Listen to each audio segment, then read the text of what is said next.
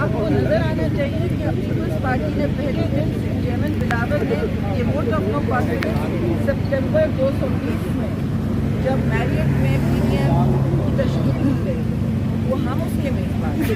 ہم نے بیانیے میں بیانیہ ہم اس میں بار بار کہہ کے یہ نبھایا عدم اعتماد سب سے بہتر آئینی راستہ ہوتا ہے. یہ ایک ہتھیار ہوتا ہے جو ساری دنیا میں جمہوری قوتوں کو اور پارلیمان کو حاصل ہوتا ہے. اسے استعمال کریں بجائے پاکستان کو انتشار میں ڈالیں. تو یہ بات ہم نے بار بار کہی.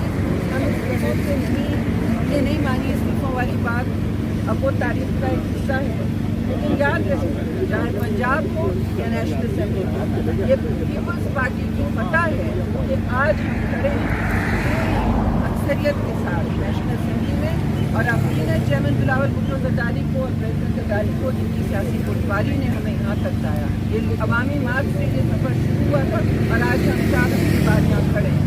ان سے کہ ان کا ٹیلی گرام جس دن آیا اس وقت انہوں نے کیوں نہیں ڈیمارش کیا. انہوں نے آج یہ بھی بات کی ہے کہ واشنگٹن میں بھی ڈیمارش کی ہے. بڑے احترام اور عزت سے رسپیکٹ میں خارجہ وزیر سے کہنا چاہتی ہوں آپ اپنے ملک میں ڈیمارش کر سکتی ہیں. دوسرے ملک کے امبیسڈر کو وہاں آپ کسی کو ڈیمارش نہیں کر سکتے. وہاں آپ کے امبیسڈر کو